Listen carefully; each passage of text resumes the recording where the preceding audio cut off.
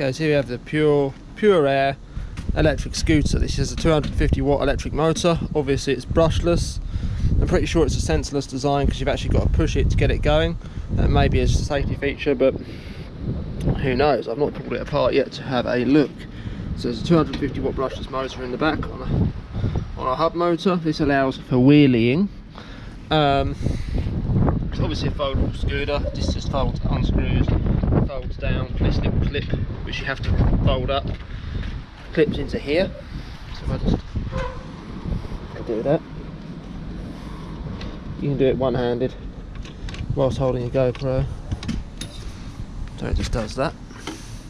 The little clip, it does seem a little bit cumbersome though, compared to the M365 and others. There you go, you fold it. See, you fold it manually like that, whereas the M365 sort of clips in there on its own. But this one you do have to do manually. It has a front light which can be turned on or off, which is actually pretty effective.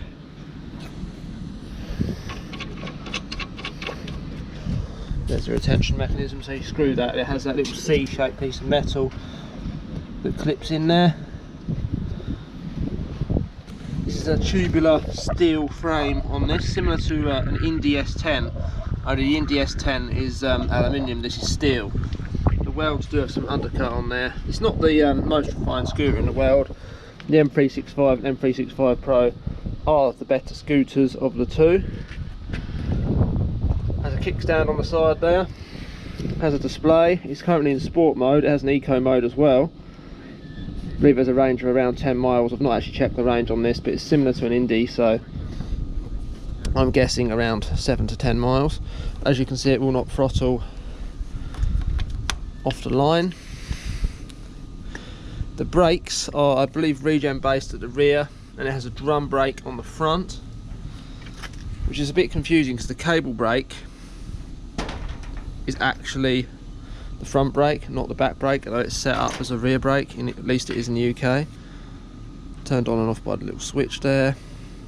Lights on, turn the light off. It's in sport mode. This is in kilometers an hour.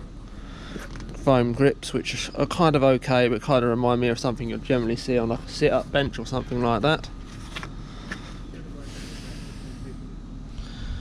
Yeah, it's not a bad little thing.